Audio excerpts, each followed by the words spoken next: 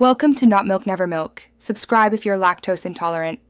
You start by verifying the essentials.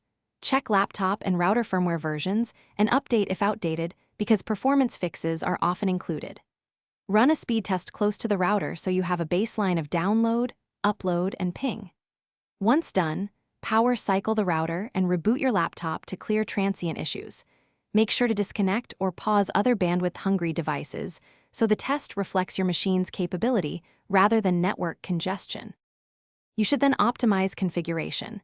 Change the router to 5 GHz for speed if in range, otherwise use 4 GHz for better coverage. Pick a less crowded channel using a scanner app.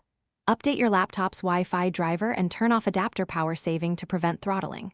Also, secure the network with WPA2 or WPA3, switch DNS to a fast resolver like 1, 1, 1, 1 or 8, 8, 8, 8, and temporarily disable VPN or proxy when testing to isolate the source of slowness.